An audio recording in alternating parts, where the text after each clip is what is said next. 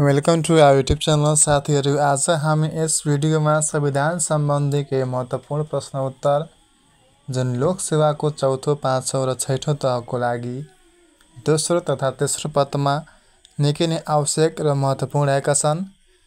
त्यसकारणले गर्दा भिडियो अन्तसम्म अवश्य हेर्नुहोला। भिडियो मन पर लाइक गर्नुहोस्, साथै समयको सदुपयोग गरेर रिपोर्ट अवश्य गर्नुहोला ताकि तपाईको तयारीमा निकै नै सहयोग पुग्न सक्ने अपेक्षा पुगोस्। हजुरहरूको समयको ख्याल गर्दै लाग्यो हामी आजको पहिलो प्रश्नतर्फ। प्रश्न नम्बर 1, नेपालको वर्तमान संविधान 2072 का विशेषताहरू उल्लेख गर्नुहोस्। यसको उत्तर कसरी लेख्ने? संक्रमण काललाई व्यवस्थापन विविधतालाई सम्बोधन र संहिता लागू गर्न बनेको नेपालको संविधान 2072 का प्रमुख विशेषताहरू निम्नानुसार वा देहा बमोजिम रहेका छन्।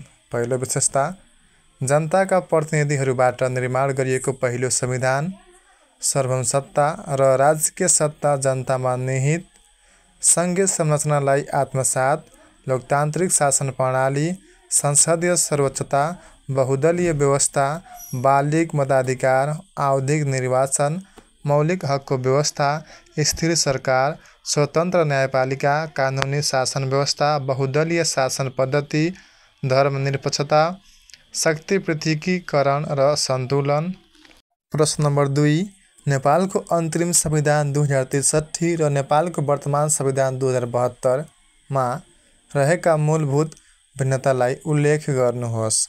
नेपालको अन्तरिम संविधान 2063 र नेपालको वर्तमान संविधान 2072 मा रहेका मूलभूत भिन्नताहरू निम्नानुसार रहेका छन्। नेपालको अन्तरिम संविधान 2063 में पहिला भिन्नता बुझौँ। यो संविधान राजनीतिक सहमतिका आधारमा निर्माण भएको थियो। संघीयतालाई सङ्केत गर्दै एकात्मक शासन प्रणाली कायम रहेको, एक सदनात्मक व्यवस्थापिका रहेको, नगरपालिकाका कर्तव्य उल्लेख नभएको, 21वटा मौलिक हकको व्यवस्था रहेको, 6वटा संवैधानिक निकायको व्यवस्था र नागरिकता सम्बन्धी व्यवस्था नभएको है भने नेपालको संविधान 2072 लाई हेऱ्यो भने यो जननिर्वाचित संविधान सभाबाट जारी भएको मुलुकको पहिलो संविधान हो।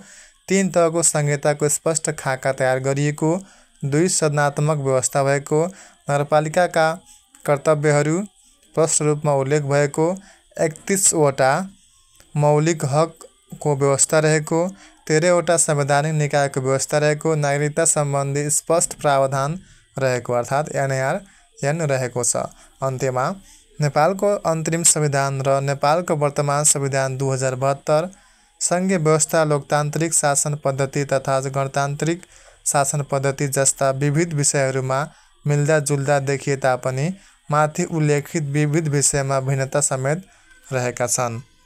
प्रश्न नम्बर 3 रहेको छ, नेपालको संविधान 2072 मा के कस्ता राज्यका निर्देशक सिद्धान्तहरूको व्यवस्था गरिएको छन्? उत्तर रहेको छ, शासन सञ्चालनका सन्दर्भमा राज्यले दीर्घकालीन रूपमा अवलम्बन गर्नुपर्ने सिद्धान्तलाई राज्यका निर्देशक सिद्धान्त भनिन्छ।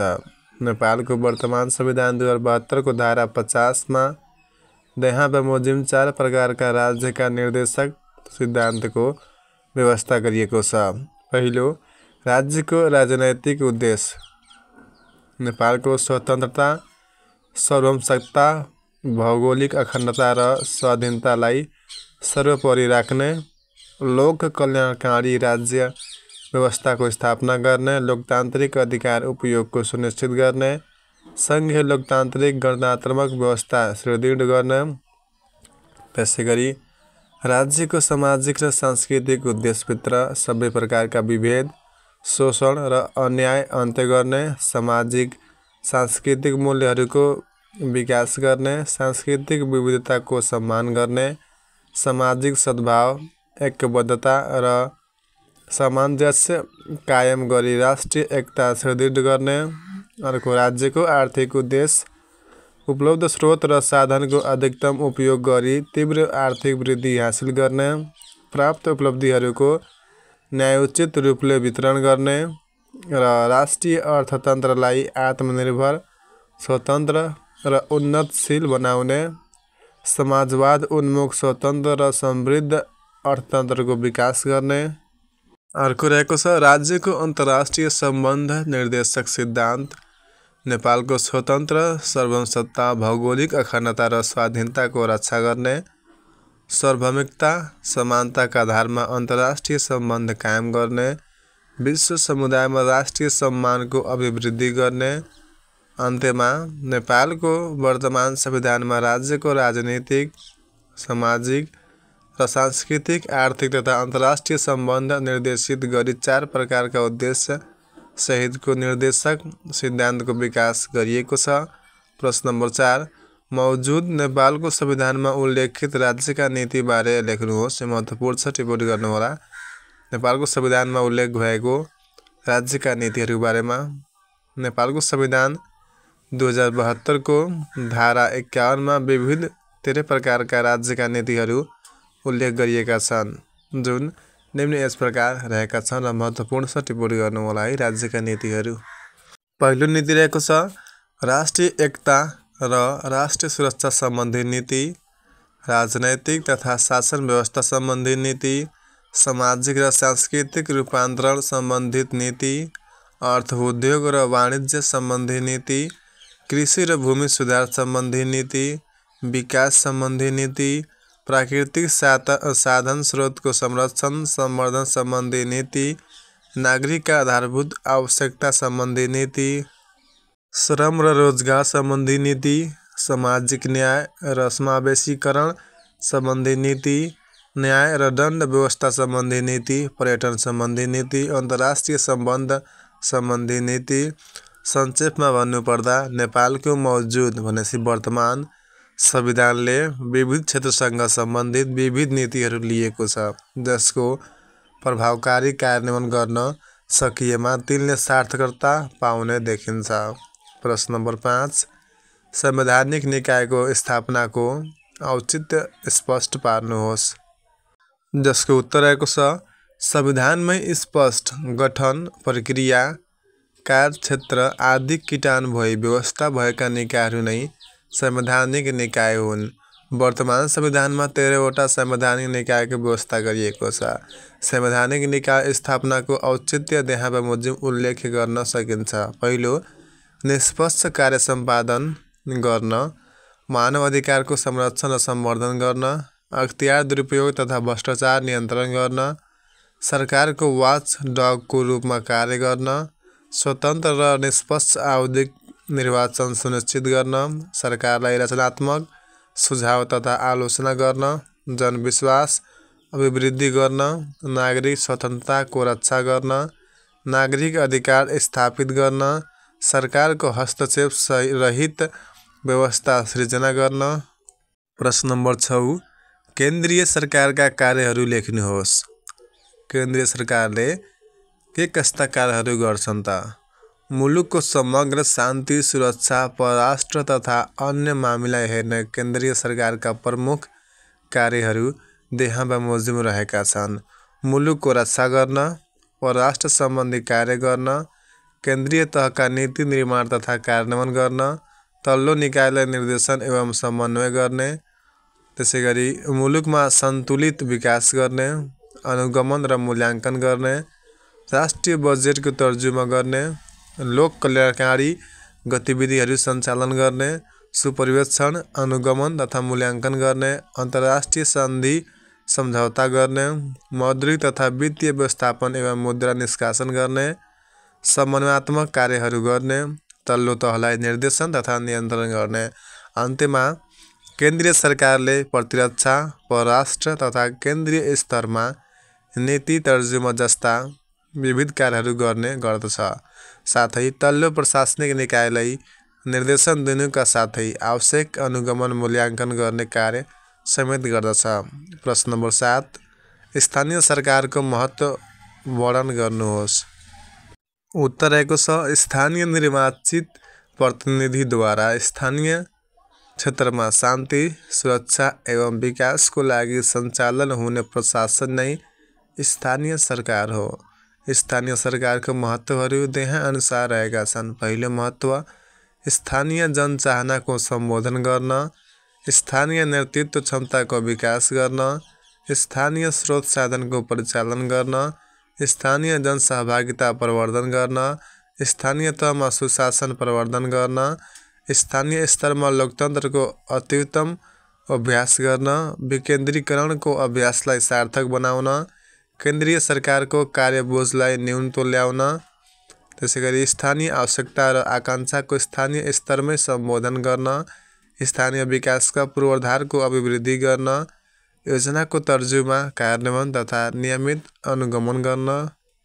संक्षेपमा भन्नुपर्दा स्थानीय स्तरमा विविध विकाससँग सम्बन्धित कार्य गर्न एवं स्थानीय चाहना एवं आवश्यकताको सम्बोधन गर्न अहम भूमिका हुन्छ।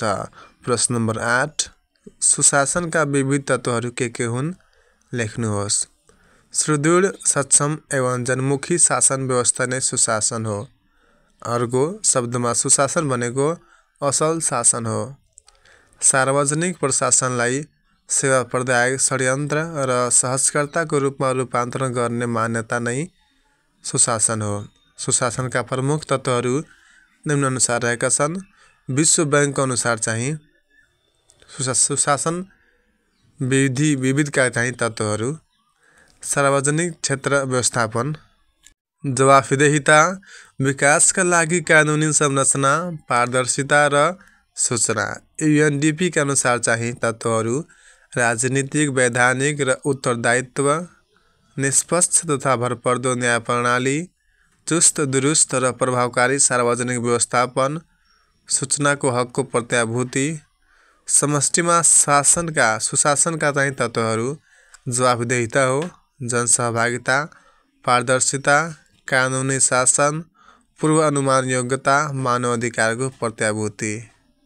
भ्रष्टाचार नियन्त्रण, कुशलतम सार्वजनिक सेवा प्रवाह। तसर्थ यहाँ उल्लेखित विविध तत्त्वहरू शासन प्रणालीमा भएको खण्डमा मात्र शासन व्यवस्था चुस्त दुरुस्त, छिटो छरितो एवं जनमुखी हुने गर्दछ, जसलाई नै सङ्कुचित अर्थमा सुशासन भन्ने गरिन्छ। प्रश्न नम्बर 9, नेपालमा सुशासन प्रवर्धन गर्ने सिलसिलामा के कस्ता नीतिगत एवं संस्थागत व्यवस्थाहरू गरिएका छन् त? जसको उत्तर रहेको छ नेपालमा सुशासन प्रवर्धन गर्ने सिलसिलामा विविध नीतिगत एवं संस्थागत व्यवस्थाहरू गरिएका छन्, जसलाई देहानुसार उल्लेख गर्न सकिन्छ।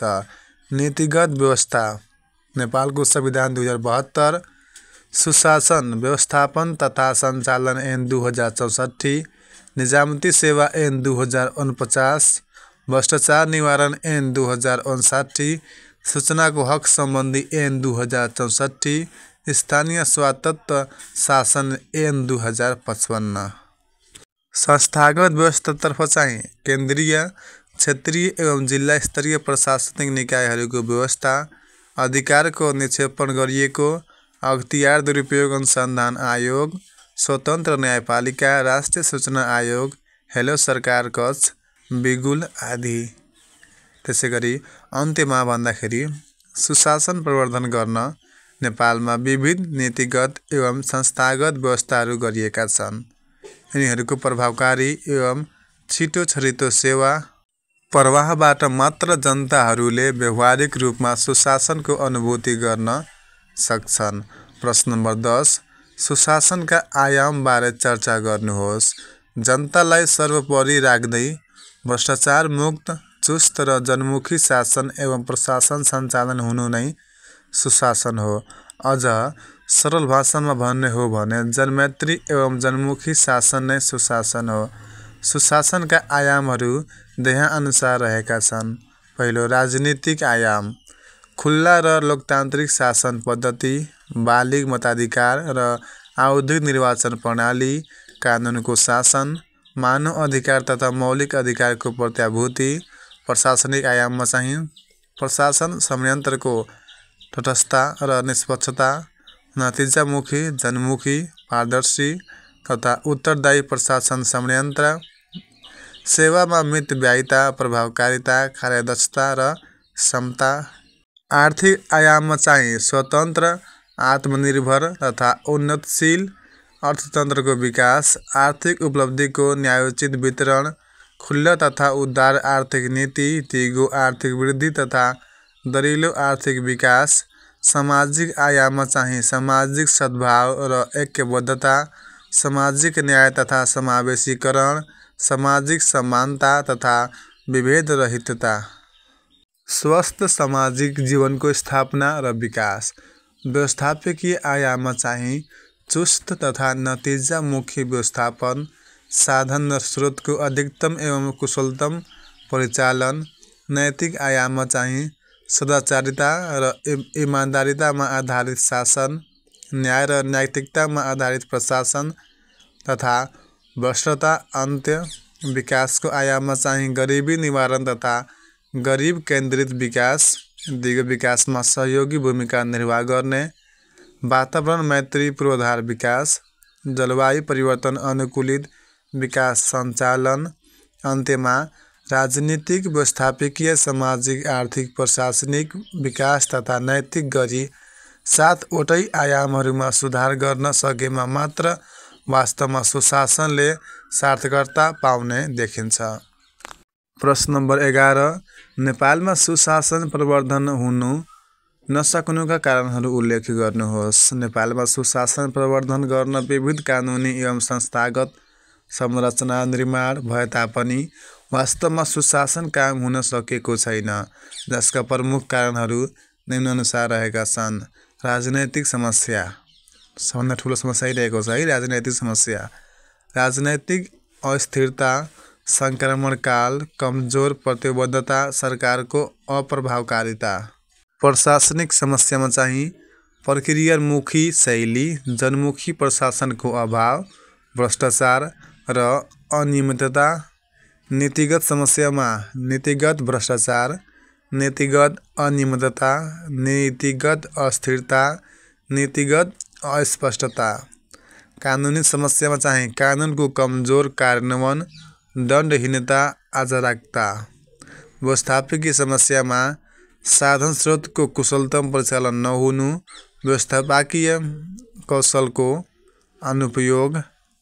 आर्थिक समस्यामा चाहिँ परनिर्भरमुखी अर्थतन्त्र, न्यून आर्थिक वृद्धि र विकास, आर्थिक अनियमितता, भ्रष्टाचार।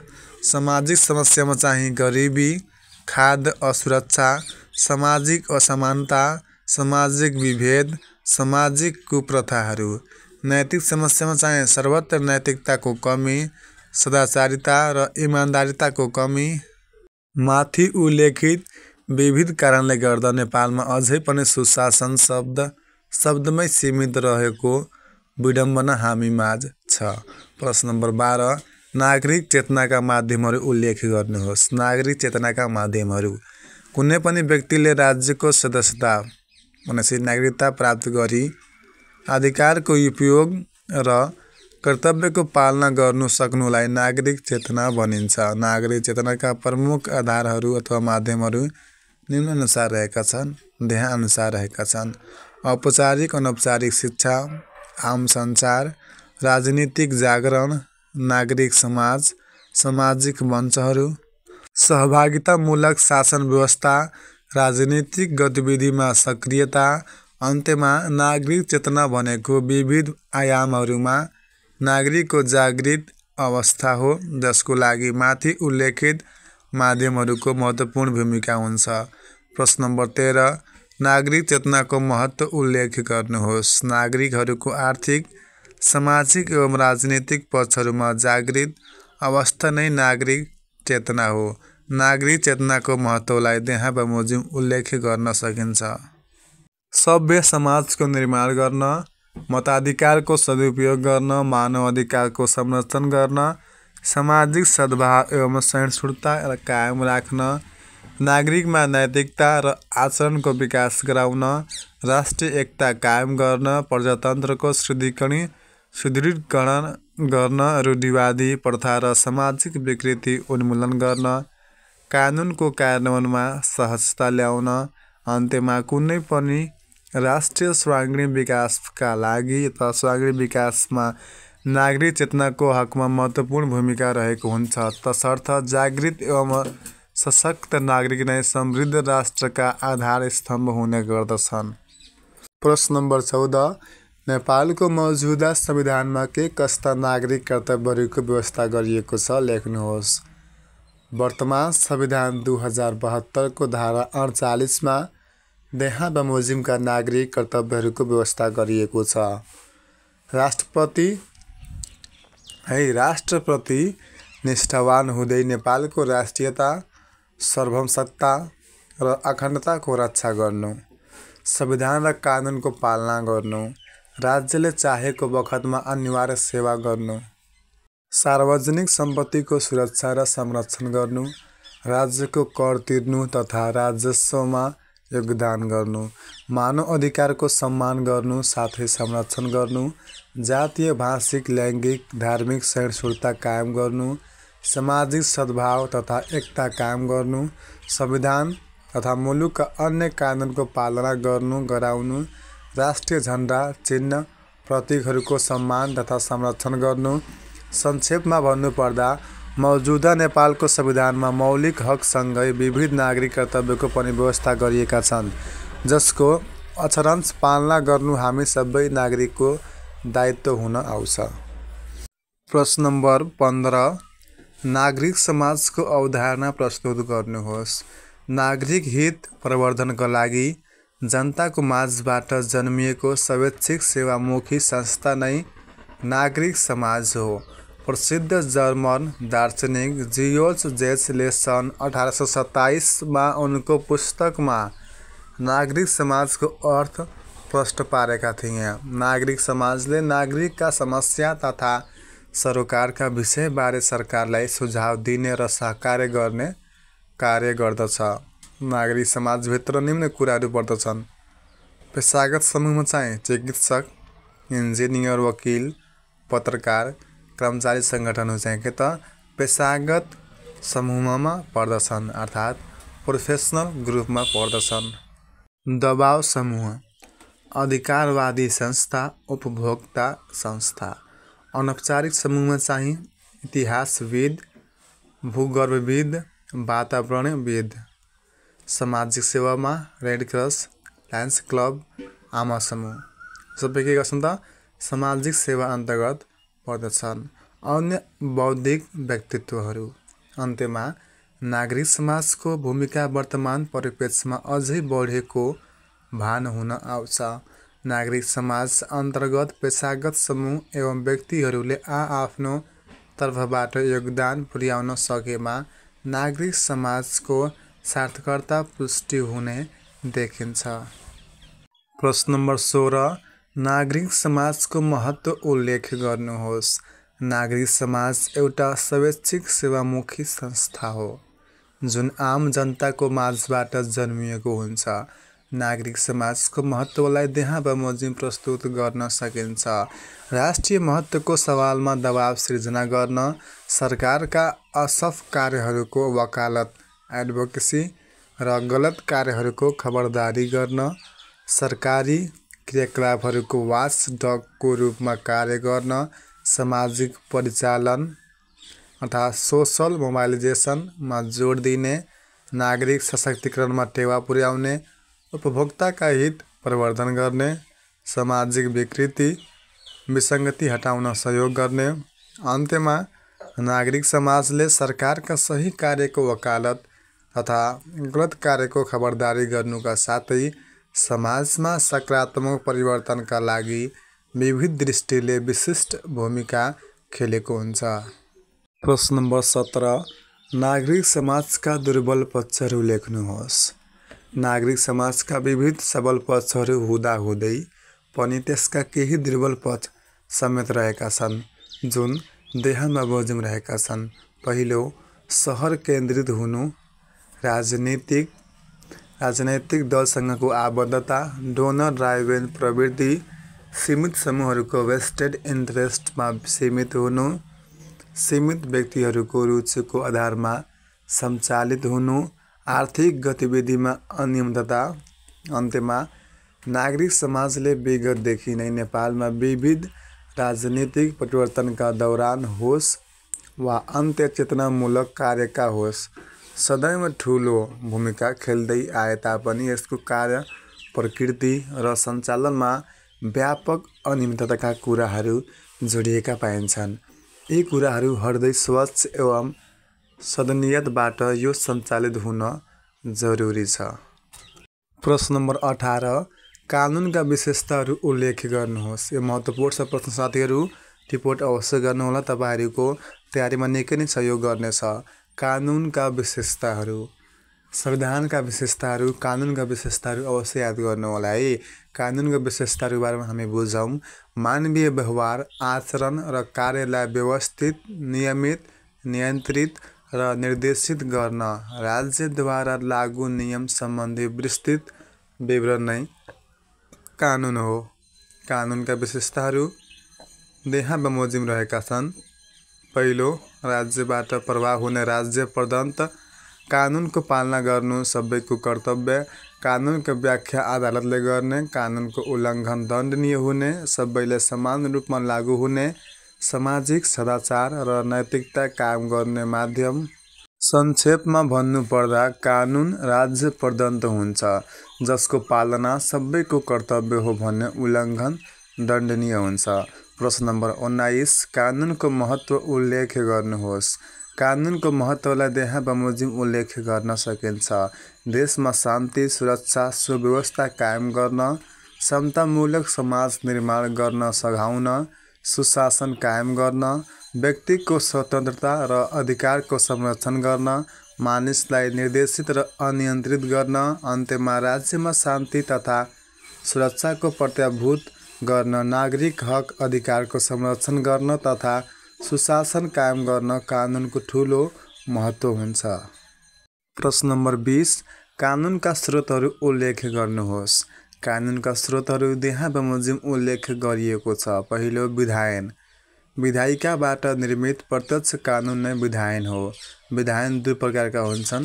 पहिलो, सर्वोच्च विधायन र अधीनस्थ विधायन।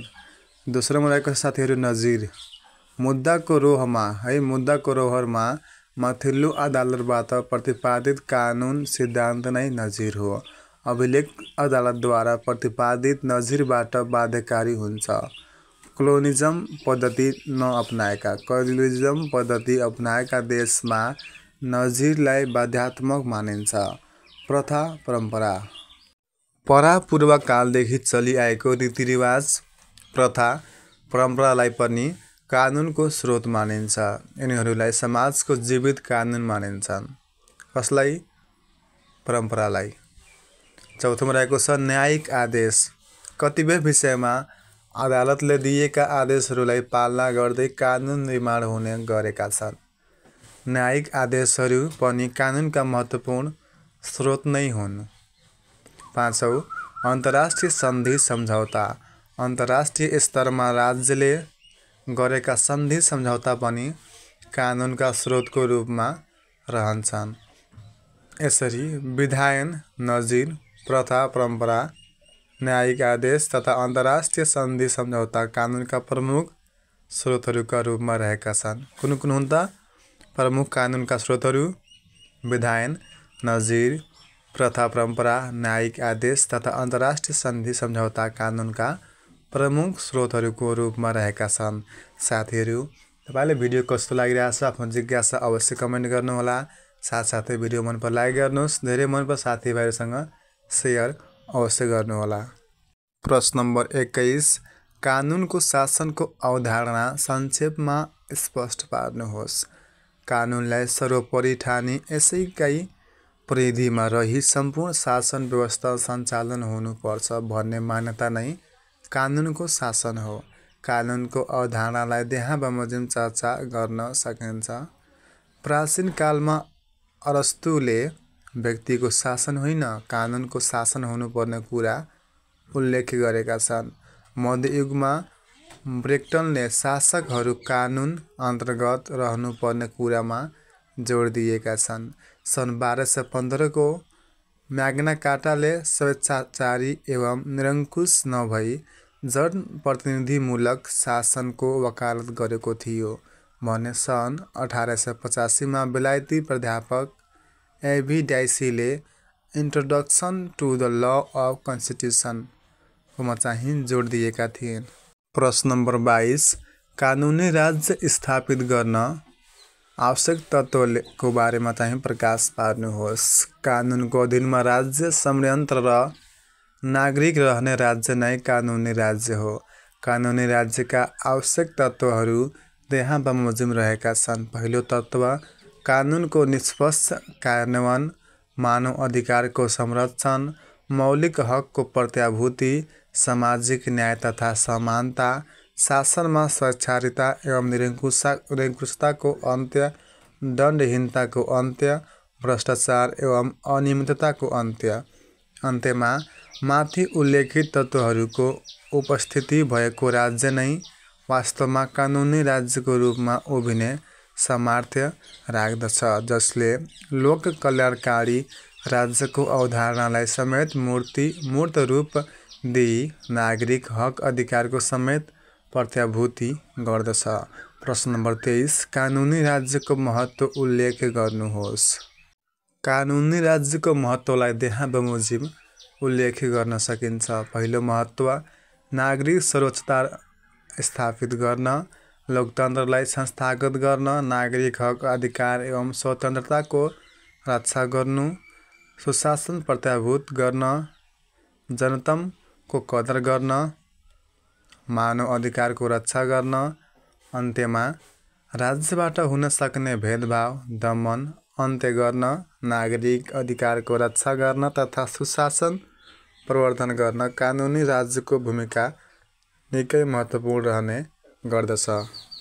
प्रश्न नम्बर 24 समावेशीकरणको महत्त्व उल्लेख गर्नुहोस्।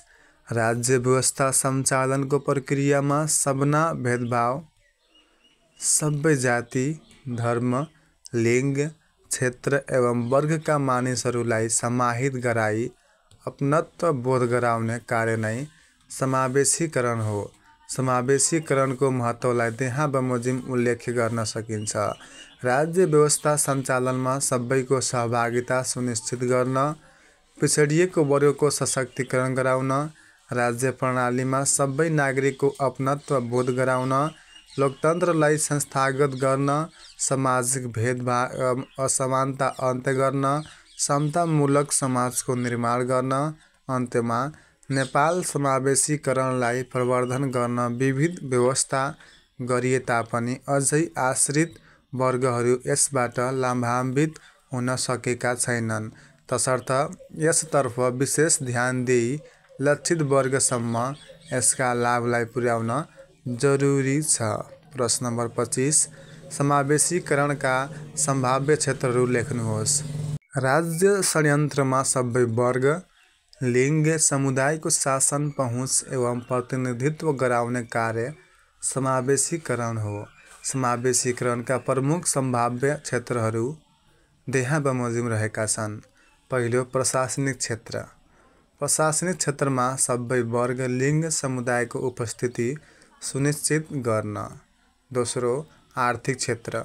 कर छुट, ऋण सुविधा, सामाजिक सुरक्षा आदिको व्यवस्था मार्फत। तेस्रोमा सामाजिक क्षेत्र। सामाजिक भेदभाव अन्त्य, सामाजिक सुरक्षा मार्फत। चौथो शैक्षिक क्षेत्र। निःशुल्क शिक्षा, लक्षित वर्गलाई छात्रवृत्ति प्रदान गरेर। अन्त्यमा माथि उल्लेखित सम्भाव्य क्षेत्रहरूमा अझै पनि लक्षित वर्गको उल्लेख्य उपस्थिति नभएको परिप्रेक्ष्यमा चाहिँ समावेशीकरणबाट लक्षित वर्गले लाभ लिन सक्ने वातावरणको सिर्जना गर्न जरुरी छ। प्रश्न नम्बर 26 समावेशीकरणका प्रमुख आधारहरू लेख्नुहोस्। समावेशीकरणलाई निर्धारित गर्ने विविध आधारहरू रहेका छन्, जुन यहाँ बमोजिम रहेका छन्। पहिलो आधार राजनैतिक आधार, लैङ्गिक आधार, जातीय आधार, सामाजिक आधार, आर्थिक आधार, भाषिक आधार, भौगोलिक आधार। अन्त्यमा यहाँ उल्लेखित विविध आधारहरू नै नेपालमा पनि समावेशीकरण अवलम्बन गर्ने प्रमुख मापदण्ड बन्न पुगेका छन्, तर यिनको प्रभावकारिता माथि अझै प्रश्न चिन्ह नै लागेको छ।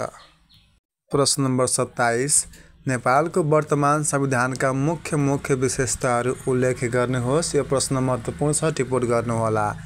नेपालको वर्तमान संविधानका मुख्य विशेषताहरू देहा बमोजिम रहेका छन्। पहिलो विशेषता सङ्घीय लोकतान्त्रिक गणतन्त्रात्मक शासन व्यवस्था। दोस्रो मौलिक हक र नागरिक अधिकारका सम्बन्धमा फराकिलो व्यवस्था। नागरिकका कर्तव्य समेत उल्लेख गरिएको राज्यका निर्देशक सिद्धान्त र नीति तथा दायित्वहरूको प्रावधान। सङ्घ प्रदेश र स्थानीय गरी 3 तहको राज्य संरचना र राज्य शक्तिको बाँडफाँड।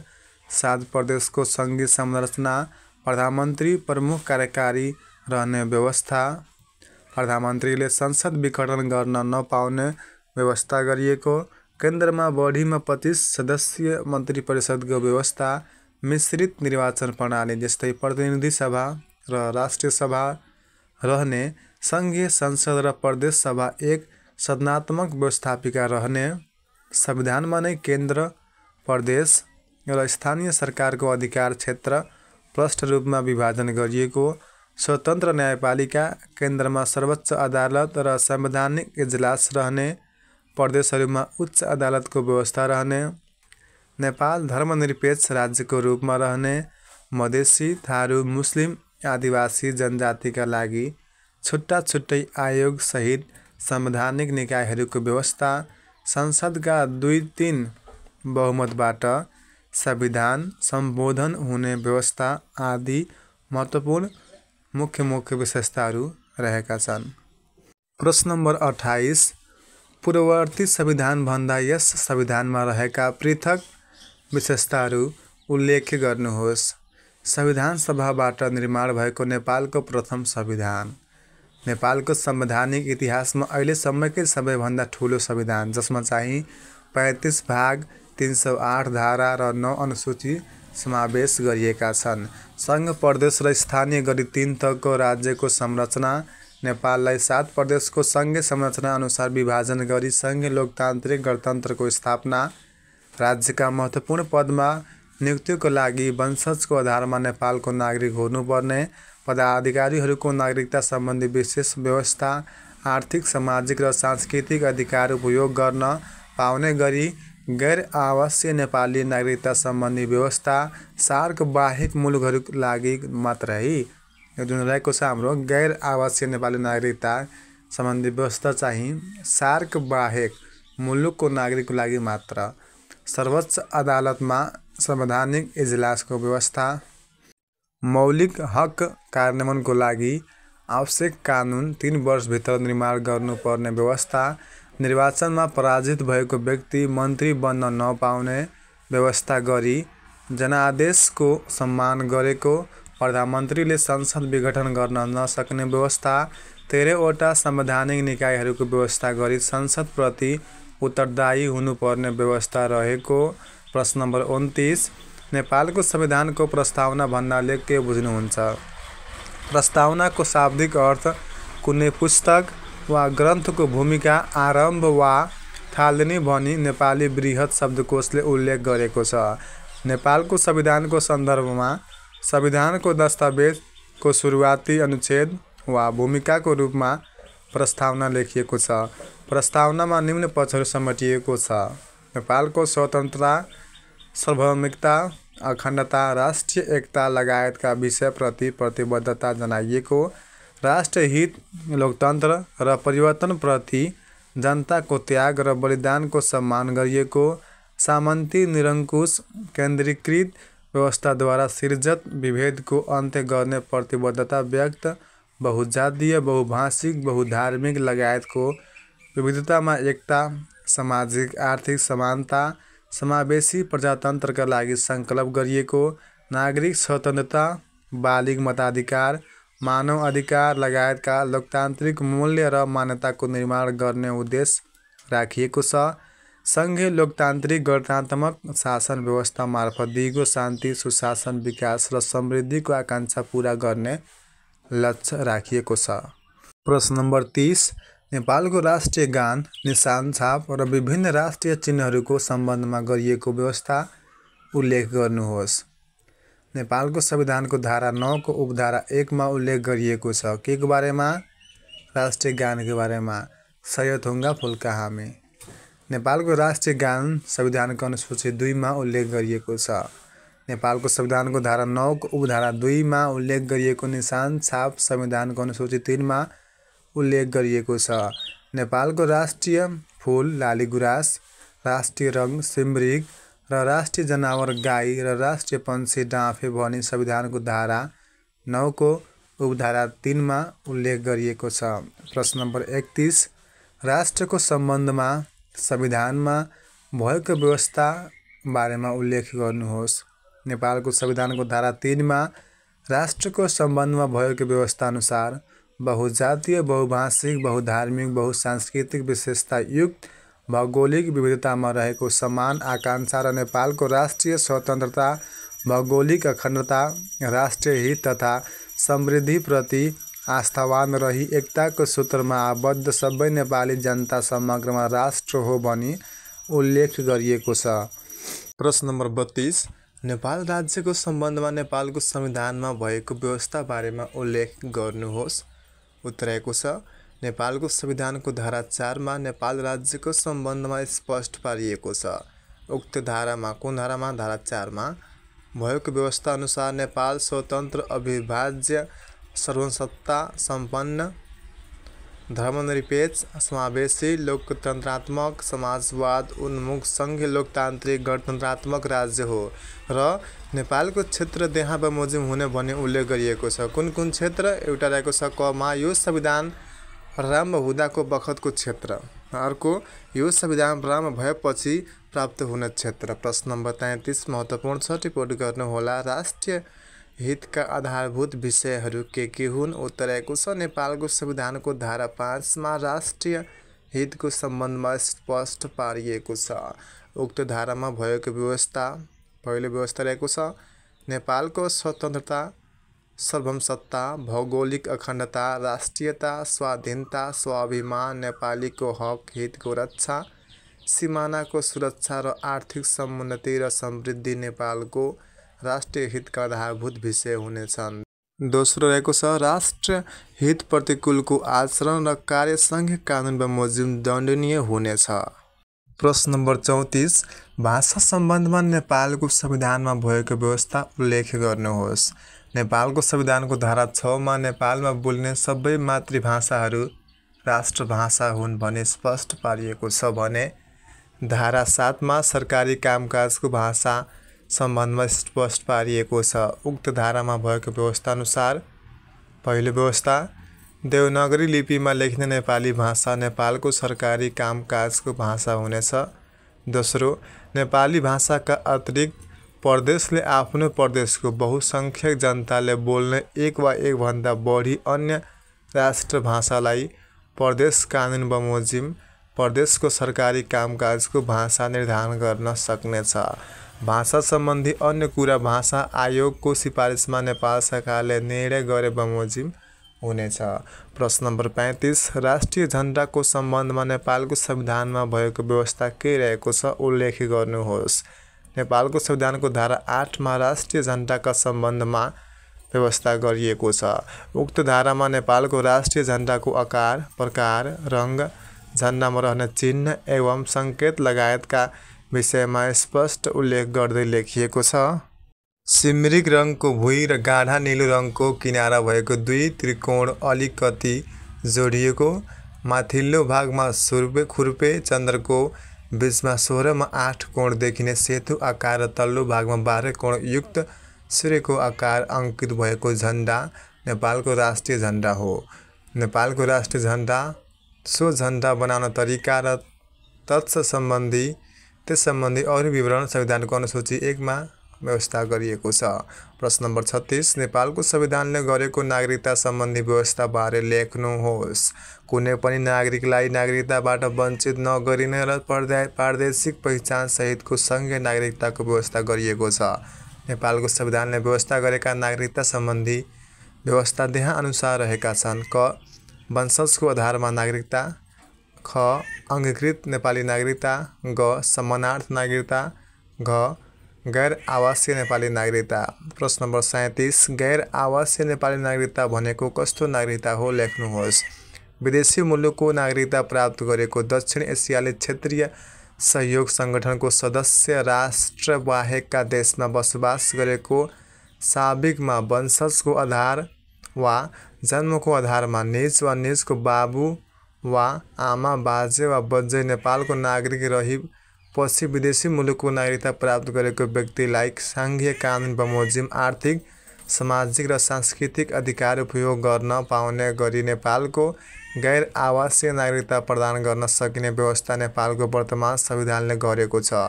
यसरी प्राप्त हुने नागरिकता नै गैर आवासीय नेपाली नागरिकता हो। प्रश्न नम्बर 38 रहेको छ। छोटो टिप्पणी लेख्नुहोस्। क वंशजको आधारमा नागरिकता, ख अङ्गीकृत नेपाली नागरिकता। दुईटैको बारेमा हामीले के त छोटो टिप्पणी लेख्नुपर्ने हुन्छ। पहिला बुझौँ हामी क को बारेमा। वंशजको आधारमा नागरिकता। नेपालको संविधान प्रारम्भ हुँदाका बखत नेपालमा थाई बसोबास भएको यहाँका व्यक्ति वंशजको आधारमा नेपालको नागरिक ठहर्छ। जस्तै यो संविधान प्रारम्भ हुनुभन्दा अघि कुन संविधान 2072 को है अघि वंशजको आधारमा नागरिकता प्राप्त गरेको व्यक्ति वा कुनै व्यक्तिको जन्म हुँदाका बखत निजको बाबु वा आमा नेपाली नागरिक रहेको छ भने त्यस्तो व्यक्तिलाई र यो संविधान प्रारम्भ हुनुभन्दा अघि जन्मेको आधारमा नेपालको नागरिकता प्राप्त गरेको नागरिकको सन्तानले बाबु र आमा दुवै नेपालको नागरिक रहेछन् भने निज बालिग भएपछि वंशजको आधारमा नेपालको नागरिकता प्राप्त गर्नेछ। नेपालभित्र फेला परेको पितृत्व र मातृत्वको ठेगान नभएको प्रत्येक नाबालक निजको बाबु वा आमा फेला नपरेसम्म वंशजको आधारमा नेपालको नागरिक ठहर्नेछन्। यो भए आज हामी वंशजको आधारमा बुझ्यौँ है। अब रहेको छ पालो अङ्गीकृतको बारेमा। ख रहेको छ अङ्गीकृत नेपाली नागरिकता। नेपाली नागरिकसँग वैवाहिक सम्बन्ध कायम गरेकी विदेशी महिलाले चाहेमा सङ्घीय कानुन बमोजिम नेपालको अङ्गीकृत नागरिकता लिन सक्नेछ।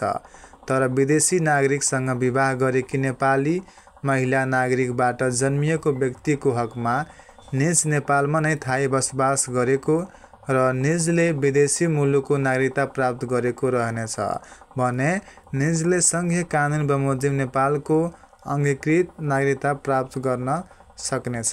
प्रश्न नम्बर 39 रहेको छ। मौलिक हकको परिचय दिनुहोस्। उत्तर रहेको छ नागरिकहरूलाई देशको संविधानले प्रदान गरेका हक अधिकार नै मौलिक हक हुन्। मौलिक हक मानिसको आधारभूत अधिकार हो।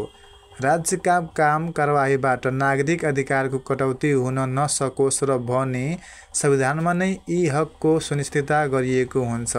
नेपालको संविधानले मानव अधिकारको संरक्षण गर्ने र पालना गर्ने प्रतिबद्धता स्वरूप मौलिक हकहरूको व्याख्या व्यवस्था गरेको छ।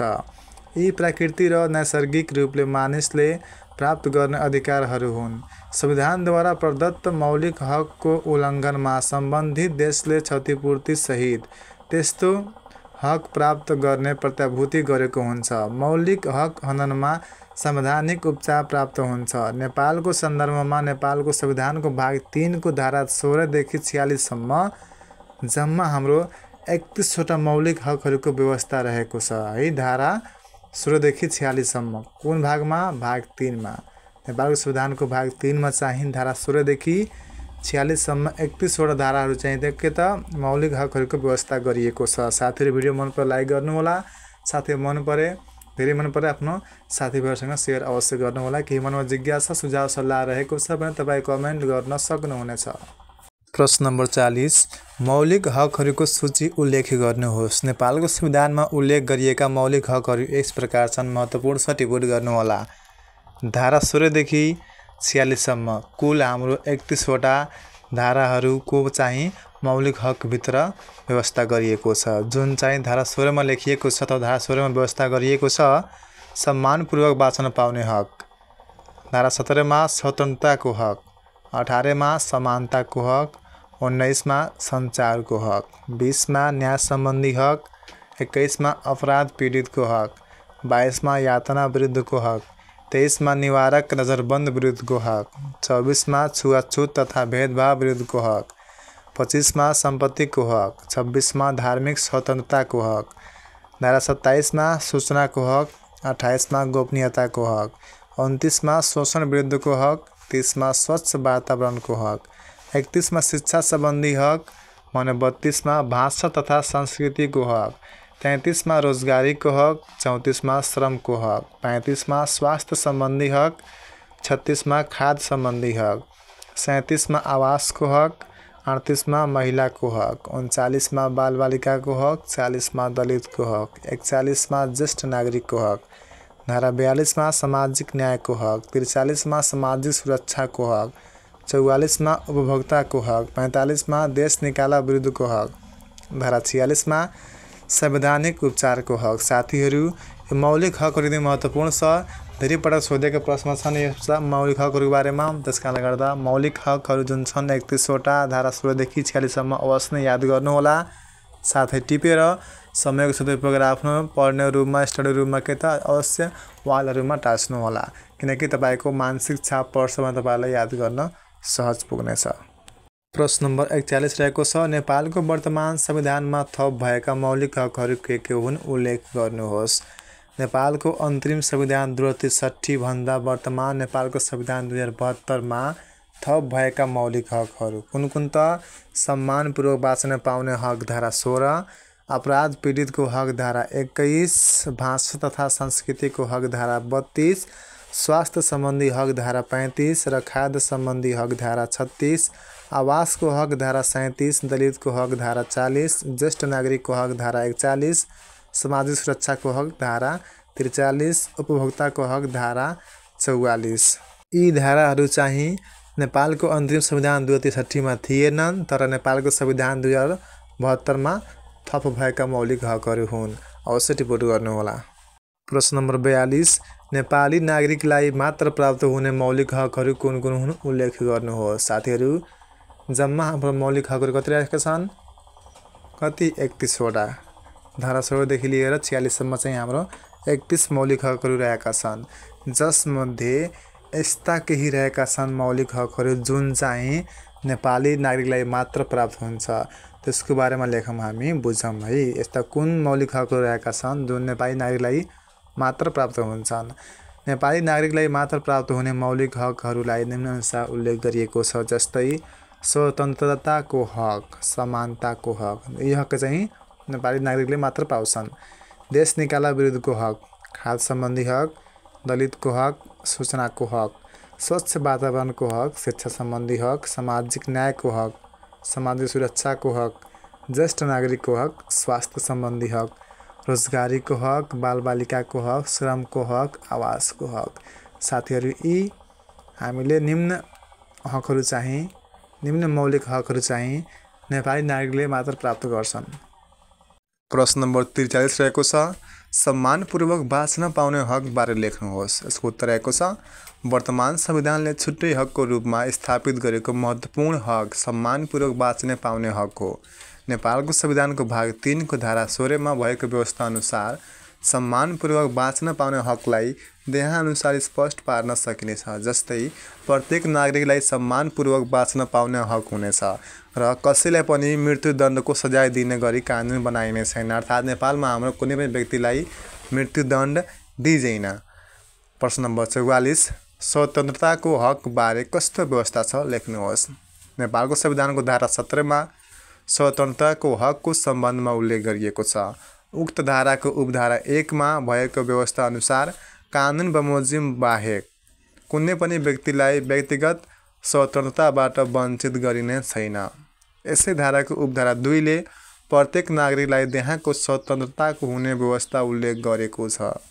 विचार र अभिव्यक्तिको स्वतन्त्रता, बिना हात हतियार शान्तिपूर्वक भेला हुने स्वतन्त्रता, राजनैतिक दल खोल्ने स्वतन्त्रता रहेको छ भने सङ्घ र संस्था खोल्ने स्वतन्त्रता, नेपालको कुनै पनि भागमा आवत जावत र बसोबास गर्ने स्वतन्त्र रूपमा दिएको छ अधिकार भने नेपालको कुनै पनि भागमा पेसा रोजगार गर्ने र उद्योग व्यापार तथा व्यवसायको स्थापना गर्न सञ्चालन गर्ने स्वतन्त्रता प्रदान गरिएको छ। प्रश्न नम्बर 45, स्वतन्त्रताको हक उपर बन्देज सम्बन्धी संवैधानिक व्यवस्थाको जानकारी गराउनुहोस्।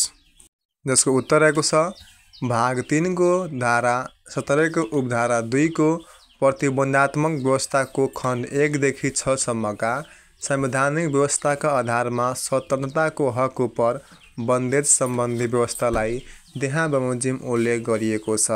पहिलो, नेपालको सार्वभौमसत्ता, भौगोलिक अखण्डता, राष्ट्रियता र स्वाधीनतामा खलल पर्ने वा संघीय इकाइ वा विभिन्न जात जाति धर्म सम्प्रदाय बीचको सुसम्बन्ध खलल पर्ने, सार्वजनिक शान्ति र व्यवस्थामा खलल पर्ने, जातीय भेदभाव वा छुवाछुतलाई प्रोत्साहन गर्ने, श्रमप्रति अवहेलना गर्ने, गाली बेइज्जत, अदालतको अवहेलना हुने, हिंसात्मक कार्य गर्न, दुष्टाहन गर्ने, अपराध गर्न, दुष्टाहन गर्ने वा सर्वसाधारण जनताको हित र सार्वजनिक स्वास्थ्यको प्रतिकूल हुने कार्य वा पेशा एवं रोजगार गर्ने, सार्वजनिक शिष्टाचार वा नैतिकताको प्रतिकूल हुने लगायतका माथि उल्लेखित सबै कार्यमा मनासिब प्रतिबन्ध लगाउने गरी ऐन बनाउन रोक लगाएको मानिने छैन भनी संविधानमा व्यवस्था गरिएको छ।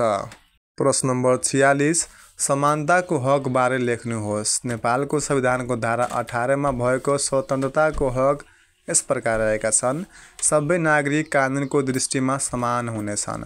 कसैलाई पनि कानुनको समान संरक्षणबाट वञ्चित गरिने छैन। सामान्य कानुनको प्रयोगमा उत्पत्ति, धर्म, वर्ण, जात, जाति, लिङ्ग, शारीरिक अवस्था, अपाङ्गता, स्वास्थ्य स्थिति, वैवाहिक स्थिति, गर्भावस्था, आर्थिक अवस्था, भाषा वा क्षेत्र, वैचारिक अवस्था वा यस्तै अन्य कुनै आधारमा भेदभाव गरिने छैन। राज्यले नागरिकहरूका बीच उत्पत्ति, धर्म, वर्ण, जात जाति, लिङ्ग, आर्थिक अवस्था, भाषा वा क्षेत्र, वैचारिक अवस्था वा अन्य कुनै आधारमा भेदभाव गरिने छैन। समान कामका लागि लैङ्गिक आधारमा पारिश्रमिक तथा सामाजिक सुरक्षामा कुनै भेदभाव गरिने छैन। पैतृक सम्पत्तिमा लैङ्गिक भेदभाव बिना सबै सन्तानको समान हक हुनेछ। प्रश्न नम्बर 47 महत्त्वपूर्ण छ, टिप्पणी गर्नुहोला। समानताको हकमा सकारात्मक विभेदको नीति सम्बन्धी कस्तो व्यवस्था रहेको छ लेख्नुहोस्। धारा 17 को उपधारा 3 प्रतिबन्धात्मक व्यवस्था मार्फत सकारात्मक विभेदको नीति लिएको छ। अन्य 5 वटै उपधारामा सबैलाई समान भन्दै औपचारिक समानतामा जोड दिएको छ। प्रतिबन्धात्मक व्यवस्थाले सामाजिक सांस्कृतिक रूपले पिछडिएका महिला, दलित लगायतका वर्गलाई विशेष व्यवस्था गरेको छ। यो विशेष व्यवस्था वास्तविक समानताको व्यवस्था हो। विशेष वर्गको संरक्षण, सशक्तिकरण वा विकासका लागि कानुन बमोजिम विशेष व्यवस्था गर्नु अपरिहार्य छ।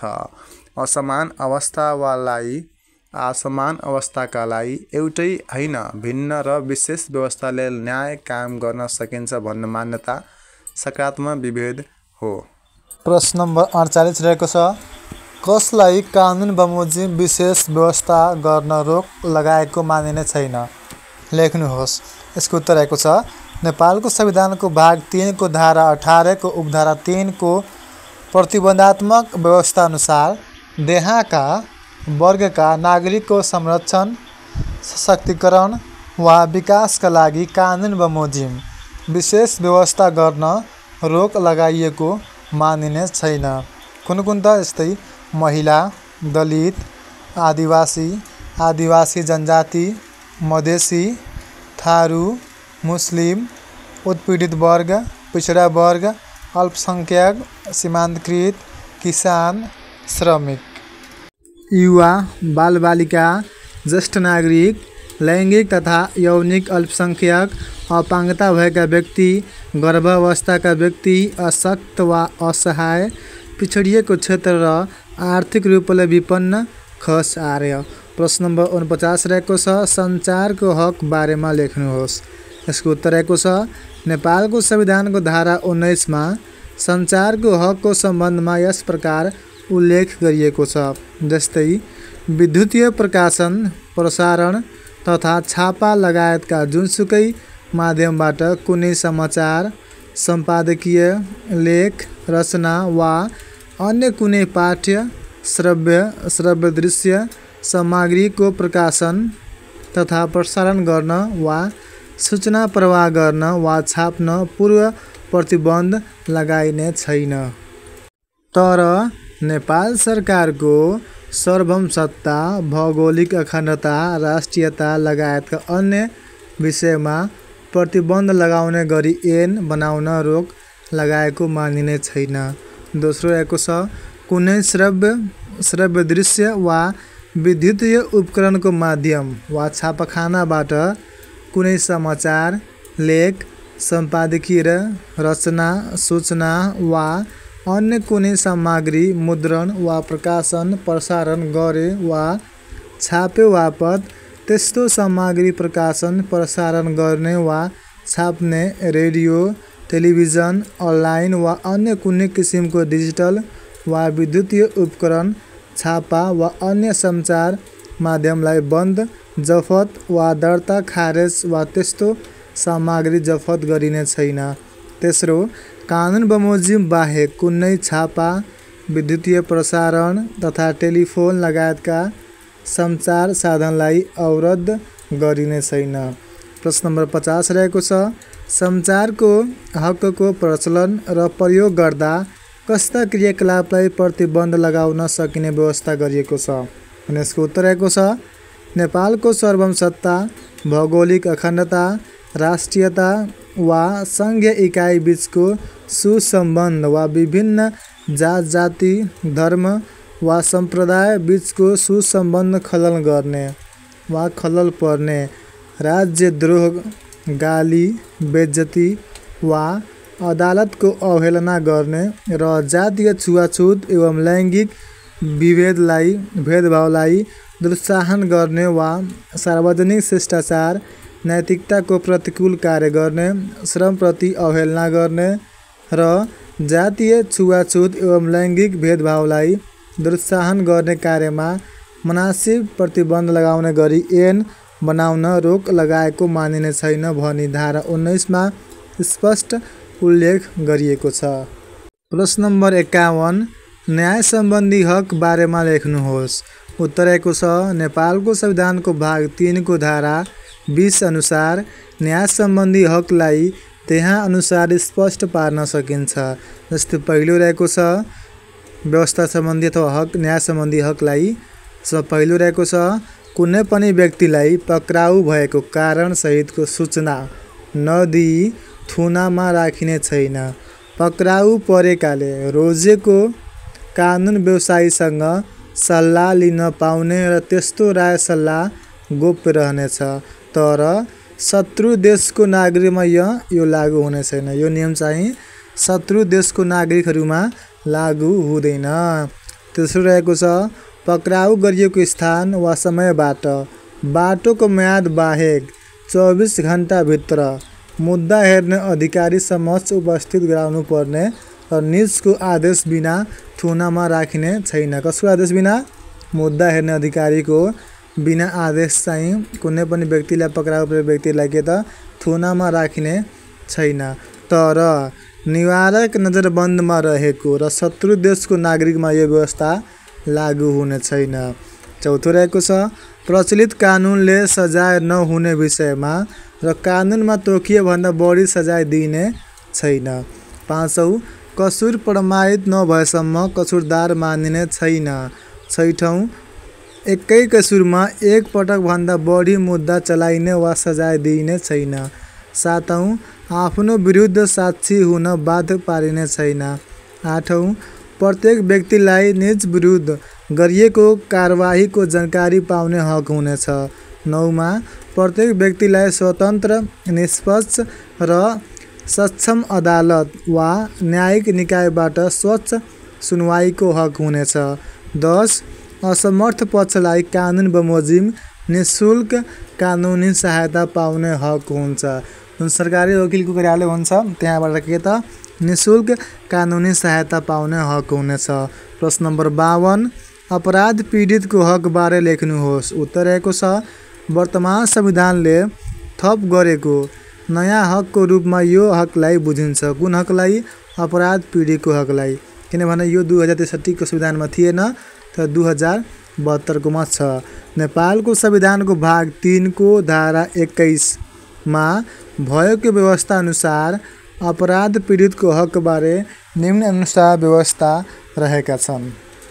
पहिलो व्यवस्था रहेको छ अपराध पीडितलाई आफू पीडित भएको मुद्दाको अनुसन्धान तथा कारबाही सम्बन्धी जानकारी पाउने हक हुनेछ।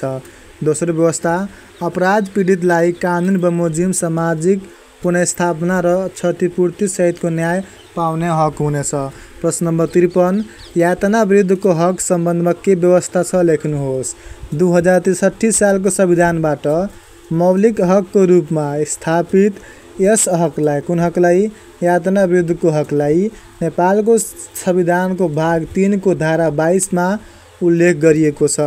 सोही अनुसार यसका व्यवस्थाहरू निम्न अनुसार प्रस्तुत गर्न सकिन्छ। पहिलो व्यवस्था पक्राउ परेको वा थुनामा रहेको व्यक्तिलाई शारीरिक वा मानसिक यातना दिने वा निजसँग निमर्म अमानवीय वा अपमानजनक व्यवहार गरिने छैन। दोस्रो व्यवस्था त्यस्तो कार्य कानुन बमोजिम दण्डनीय हुनेछ र त्यस्तो व्यवहारबाट पीडित व्यक्तिलाई कानुन बमोजिम क्षतिपूर्ति पाउने हक हुनेछ। प्रश्न नम्बर 54 निवारक नजरबन्द विरुद्धको हक सम्बन्धी संवैधानिक प्रावधान कस्तो छ उल्लेख गर्नुहोस्। उत्तर रहेको छ छोटो मिठो टिपोट अवश्य गर्ने होला। नेपालको संविधानको भाग 3 को धारा 23 मा निवारक नजरबन्द विरुद्धको हक सम्बन्धी प्रावधान रहेको छ। सोही आधारमा यसलाई उल्लेख गरिएको छ। पहिलो रहेको छ व्यवस्था सम्बन्धी नेपालको सार्वभौमसत्ता भौगोलिक अखण्डता वा सार्वजनिक शान्ति र व्यवस्थामा खलल पर्ने पर्याप्त आधार नभई कसैले पनि निवारक नजरबन्दमा राखिने छैन। दोस्रो निवारक नजरबन्दमा रहेको व्यक्तिको बारेमा निजको परिवारका सदस्य वा नजिकको नातेदारलाई कानुन बमोजिम तत्काल जानकारी दिनु पर्नेछ तर शत्रु देशको नागरिकलाई यो नियम चाहिँ लागू हुने छैन। निवारक नजरबन्दमा राख्ने अधिकारीले कानुन विपरीत वा बदनियतपूर्वक कुनै व्यक्तिलाई नजरबन्दमा राखेमा त्यस्तो व्यक्तिलाई कानुन बमोजिम क्षतिपूर्ति पाउने हक हुनेछ। प्रश्न नम्बर 55 रहेको छ छुवाछुत तथा भेदभाव विरुद्धको हकमा अथवा हकका सम्बन्धमा केही महत्त्वपूर्ण जानकारी लेख्नुहोस्। उत्तर रहेको छ नेपालको अन्तरिम संविधान 2063 ले पहिलो पटक व्यवस्था गरेको यो हकलाई वर्तमान संविधान कुन संविधान संविधान 2072 ले भाग 3 को धारा 24 मा व्यवस्था गरेको छ। यो हक सम्बन्धी व्यवस्थालाई त्यहाँ अनुसार रहेका छन्। पहिलो व्यवस्था कुनै पनि व्यक्तिलाई निजको उत्पत्ति जात जाति समुदाय पेशा व्यवसाय वा शारीरिक अवस्थाका आधारमा कुनै पनि निजी वा सार्वजनिक स्थानमा कुनै प्रकारको छुवाछुत वा भेदभाव गरिने छैन। दोस्रो कुनै वस्तु सेवा वा सुविधा उत्पादन वा वितरण गर्दा जात वा जातिको आधारमा विभेद गरिने छैन। तेस्रो विभिन्न आधारमा जातीय उच्चता वा घृणा गर्ने विचारको प्रचार प्रसार गर्न वा जातीय विभेदलाई कुनै पनि किसिमले प्रोत्साहन गर्न पाइने छैन। चौथो जातीय आधारमा छुवाछुत गरी वा नगरी कार्यस्थलमा कुनै प्रकारको भेदभाव गर्न पाइने छैन। अर्को सबै प्रकारका छुवाछुत तथा भेदभावजन्य कार्य गम्भीर सामाजिक अपराधका रूपमा दण्डनीय हुनेछन् र त्यस्तो कार्यबाट पीडित व्यक्तिलाई कानुन बमोजिम क्षतिपूर्ति पाउने हक हुनेछ। प्रश्न नम्बर 56 सम्पत्तिको हक सम्बन्धी व्यवस्था औल्याउनुहोस्। साथीहरू यस भिडियोमा संविधान सम्बन्धी हरेक प्रश्न उत्तरलाई हामीले लिखित रूपमा समेटेका छौँ। जुन तपाईहरुको इक्जाममा तपाईको परीक्षाको कुनै पनि तह परीक्षा होस् त्यो तहहरूमा यिनै प्रश्नहरूबाट के त सोधिनेछ है। त्यसकारणले गर्दा सबै महत्त्वपूर्ण प्रश्नहरू रहेका छन्। टिपोट अवश्य गर्नुहोला। समयको सदुपयोग गरेर 2-4 डेली याद गर्दै गर्नुहोस्। तपाईले आफ्नो परीक्षामा सफल बन्न निकै नै सहयोग पुर्याउनेछ। साथै भिडियो मन पर लाइक अवश्य गर्नुहोला। तपाईको एउटा लाइकले हामीले यस्तै भिडियोहरू बनाउने हौसला प्रदान गर्दछ। यसको उत्तर रहेको छ नेपालको संविधानको भाग 3 को धारा 25 अनुसार सम्पत्तिको हक सम्बन्धी व्यवस्थालाई देहा अनुसार औल्याइएको छ। पहिलो व्यवस्था प्रत्येक नागरिकलाई कानुनको अधीनमा रही सम्पत्ति आर्जन गर्ने भोग गर्ने बेचबिखन गर्ने, व्यावसायिक लाभ प्राप्त गर्ने र सम्पत्तिको अन्य कारोबार गर्ने हक हुनेछ। दोस्रो, सार्वजनिक हित बाहेक राज्यले कुनै व्यक्तिको सम्पत्ति अधिग्रहण वा प्राप्त वा त्यस्तो सम्पत्ति उपर अरू कुनै प्रकारको अधिकारको सृजना गर्ने छैन। तर कुनै पति व्यक्तिले गैरकानुनी रूपले आर्जन गरेको सम्पत्तिमा यो लागू हुने छैन। अर्को व्यवस्था, सार्वजनिक हितका लागि राज्यले कुनै पनि व्यक्तिको सम्पत्ति अधिग्रहण गर्दा क्षतिपूर्तिको आधार र कार्यप्रणाली ऐन बमोजिम हुनेछन्। भूमिको उत्पादन र उत्पादकता वृद्धि गर्न, कृषिको आधुनिकीकरण र व्यावसायिकीकरण, वातावरण संरक्षण, व्यवस्थित आवास तथा शहरी विकास गर्ने प्रयोजनका लागि राज्यले कानुन बमोजिम भूमि सुधार, व्यवस्थापन र नियमन गर्न बाधा पार्ने छैन। राज्यले सार्वजनिक हितका लागि कुनै व्यक्तिको सम्पत्ति अधिग्रहण गरेकोमा त्यस्तो सार्वजनिक हितको सट्टा अर्को कुनै सार्वजनिक हितका लागि त्यस्तो सम्पत्ति प्रयोग गर्न बाधा पर्ने छैन। प्रश्न नम्बर 57, धार्मिक स्वतन्त्रताको हकबारे प्रश्न पार्नुहोस्। उत्तर रहेको छ नेपालको संविधानको भाग 3 को धारा 26 अनुसार धार्मिक स्वतन्त्रताको हकलाई देहा बमोजिम प्रश्न पारिएको छ। पहिलो व्यवस्था, धार्मिक आस्था राख्ने प्रत्येक व्यक्तिलाई आफ्नो आस्था अनुसार धर्मको अवलम्बन, अभ्यास र संरक्षण गर्ने स्वतन्त्रता हुनेछ। प्रत्येक धार्मिक सम्प्रदायलाई धार्मिक स्थल तथा धार्मिक गुठी सञ्चालन र संरक्षण गर्ने हक हुनेछ। तेस्रो, यस धाराद्वारा प्रदत्त हकको प्रयोग गर्दा कसैले पनि सार्वजनिक स्वास्थ्य, शिष्टाचार र नैतिकताको प्रतिकूल हुने गरी वा सार्वजनिक शान्ति भङ्ग गर्ने क्रियाकलाप गर्न, गराउन वा कसैको धर्म परिवर्तन गराउने वा अर्काको धर्ममा खलल पर्ने काम वा व्यवहार गर्न वा गराउन हुँदैन र त्यस्तो कार्य कानुन बमोजिम दण्डनीय हुनेछन्। प्रश्न नम्बर 58, धर्मनिरपेक्षता भनेको के हो? नेपालको संविधानमा भएको व्यवस्था समेतको आधारमा लेख्नुहोस्। यो प्रश्न महत्त्वपूर्ण छ। 5-6 पटक यता लोकसभामा सोधेको प्रश्न हो यो। धर्मनिरपेक्षता भनेको के हो र नेपालको संविधानमा भएको व्यवस्था समेतको आधारमा लेख्नुहोस् भनेपछि नेपालको संविधानमा चाहिँ धर्मनिरपेक्षताको चाहिँ कस्तो व्यवस्था रहेको छ त्यसको आधारमा हामीले यसको उत्तर लेख्नुपर्ने हुन्छ। उत्तर यस्तो रहेको छ, राज्य र कानुनका दृष्टिमा सबै धर्म समान हुनु, राज्यले कुनै एक धर्मको आड वा समर्थनमा अन्य धर्म उपर भेदभावपूर्ण व्यवहार नगर्नु नै धर्मनिरपेक्षताको अवधारणा हो। धर्मनिरपेक्षताका प्रमुख 2 आयाम हुन्छन्। पहिलो, राज्यलाई धार्मिक निकायहरूबाट तटस्थ राख्न। दोस्रो, कानुनको दृष्टिमा सबै धर्मका नागरिक उपर समान व्यवहार कायम गर्न। नेपालको संविधानमा धर्मनिरपेक्षताका आधारमा सम्बन्धमा देहा बमोजिमको व्यवस्था गरिएको छ।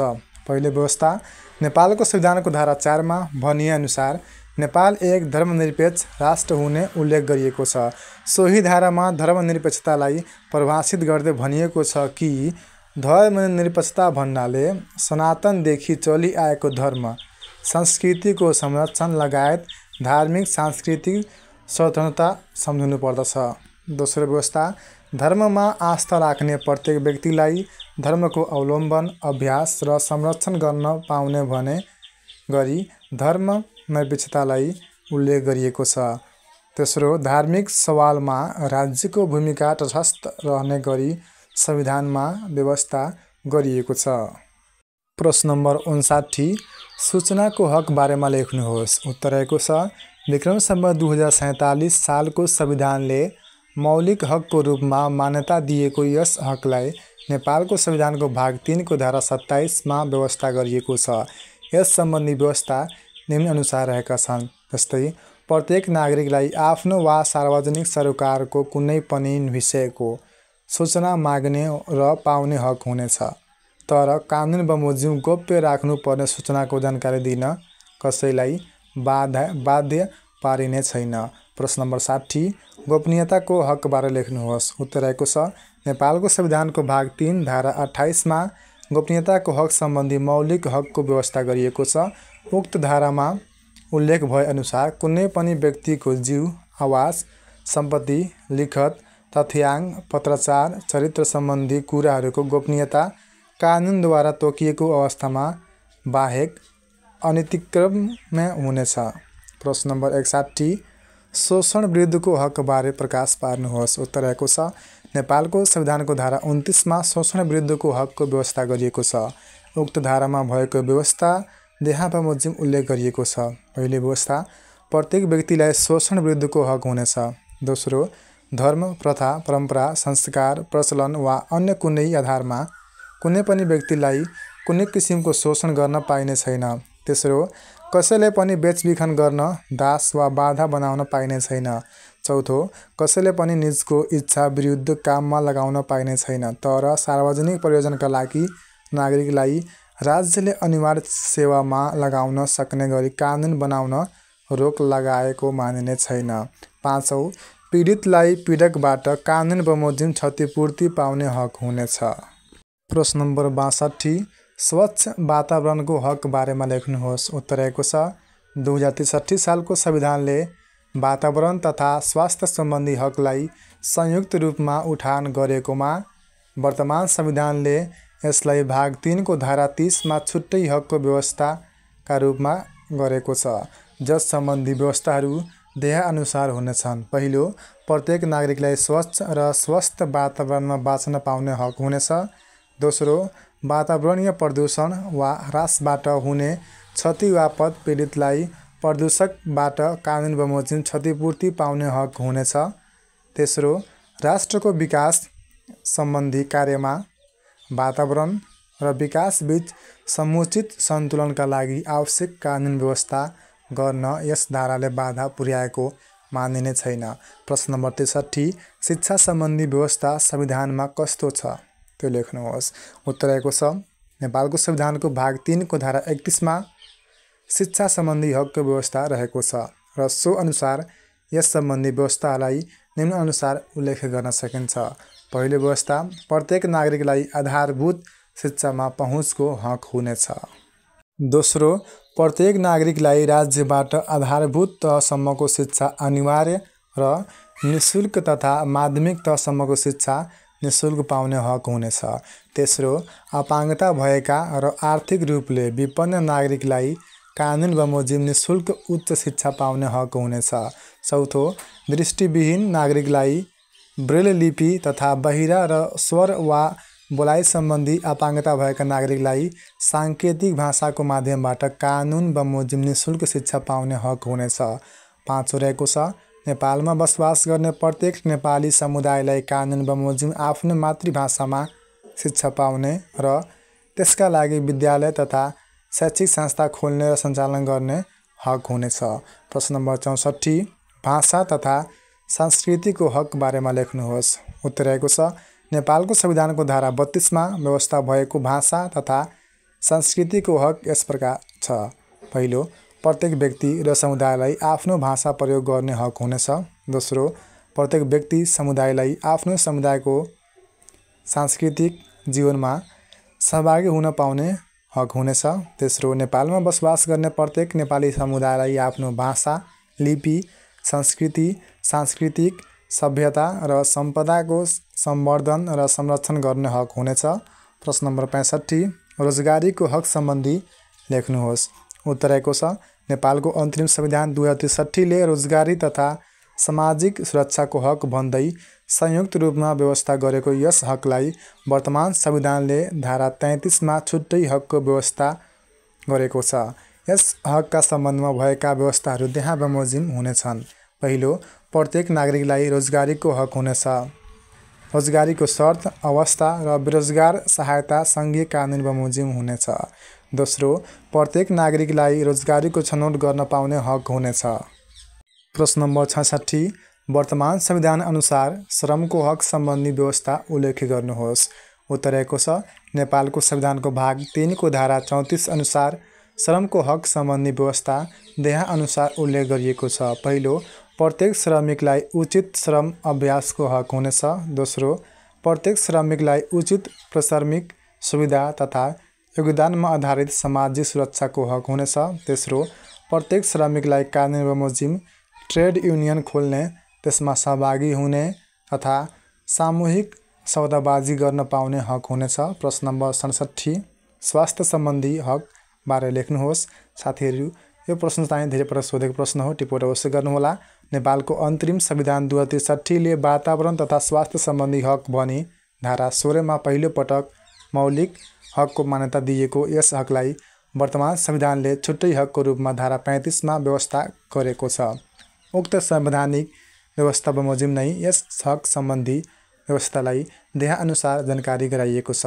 पहिलो, प्रत्येक नागरिकलाई राज्यबाट आधारभूत स्वास्थ्य सेवा निःशुल्क प्राप्त गर्ने हक हुनेछ र कसैलाई पनि आकस्मिक स्वास्थ्य सेवाबाट वञ्चित गरिने छैन। दोस्रो, प्रत्येक व्यक्तिलाई आफ्नो स्वास्थ्य उपचारको सम्बन्धमा जानकारी पाउने हक हुनेछ। तेस्रो, प्रत्येक नागरिकलाई स्वास्थ्य सेवामा समान पहुँचको हक हुनेछ। चौथो, प्रत्येक नागरिकलाई स्वच्छ खानेपानी तथा सरसफाइमा पहुँचको हक हुनेछ। प्रश्न नम्बर 68 खाद्य सम्बन्धी हक बारेमा लेख्नुहोस्। नेपालको संविधानको धारा 36 मा उल्लेख गरिएको खाद्य सम्बन्धी हक यस प्रकार रहेको छ। पहिलो, प्रत्येक नागरिकलाई खाद्य सम्बन्धी हक हुनेछ। दोस्रो, प्रत्येक नागरिकलाई खाद्यवस्तुको अभावमा जीवन जोखिममा पर्ने अवस्थाबाट सुरक्षित हुने हक हुनेछ।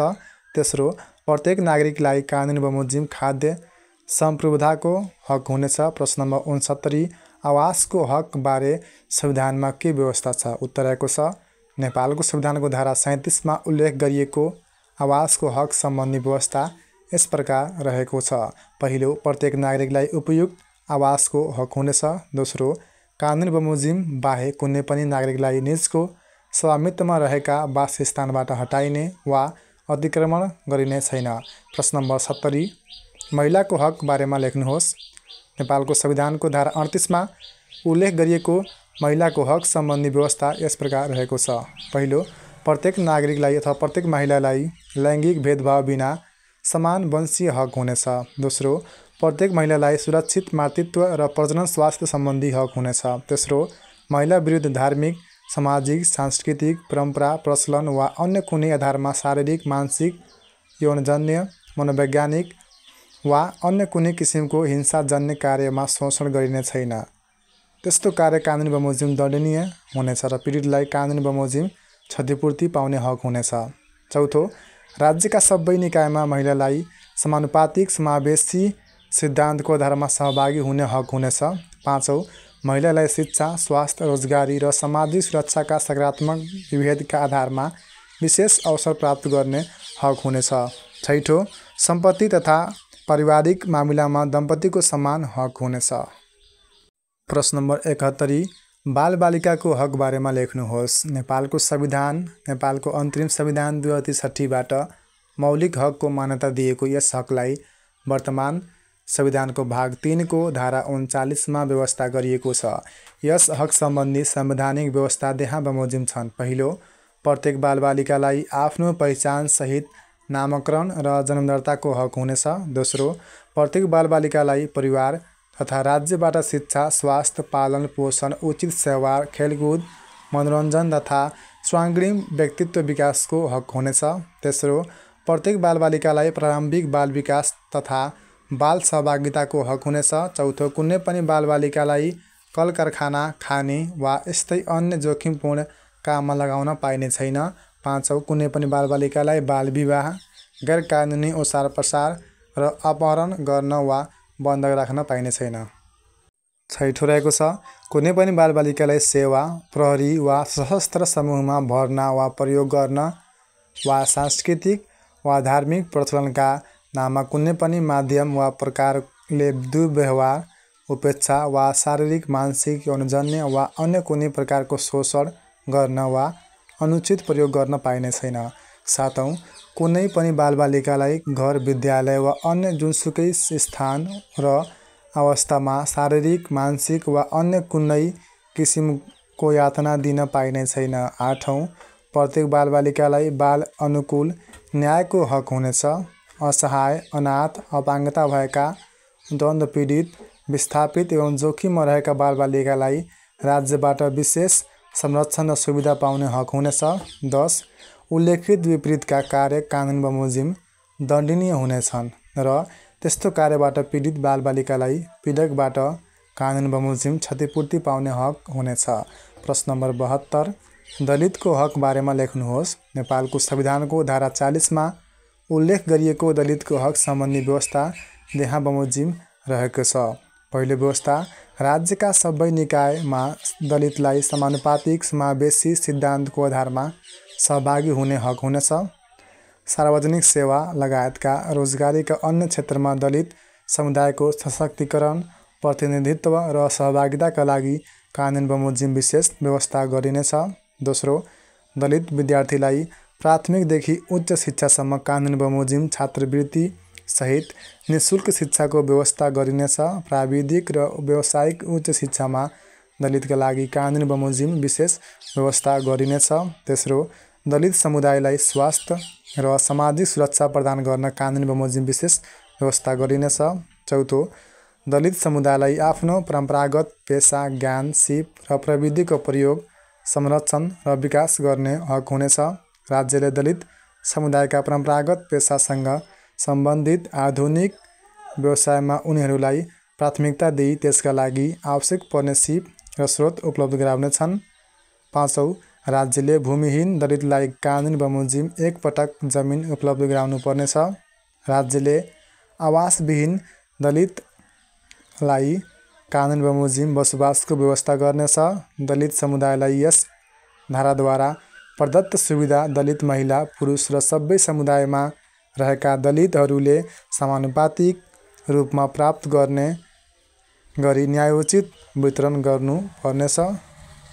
प्रश्न नम्बर 73 ज्येष्ठ नागरिकको हक बारेमा लेख्नुहोस्। उत्तर रहेको छ वर्तमान संविधानबाट थप गरिएको महत्त्वपूर्ण हक मध्येको अर्को हक ज्येष्ठ नागरिकको हक हो।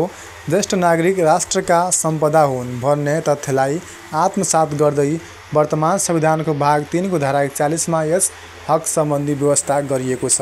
यस हक सम्बन्धी व्यवस्थाहरू देहा बमोजिम छन्। पहिलो, ज्येष्ठ नागरिकलाई राज्यबाट विशेष संरक्षण तथा सामाजिक सुरक्षाको हक हुनेछ। प्रश्न नम्बर 74 सामाजिक न्यायको हक बारेमा लेख्नुहोस्। महत्त्वपूर्ण छ, टिप्पणी गर्नुहोला। यसको उत्तर रहेको छ नेपालको अन्तरिम संविधान 2063बाट मौलिक हकको मान्यता दिएको यस हकलाई वर्तमान संविधानको भाग 3 को धारा 42मा व्यवस्था गरिएको छ। नेपालको वर्तमान संविधानको पहिलो संशोधन 2072-11-16बाट संशोधित यस हकलाई विशेष महत्त्वको हक मानिन्छ।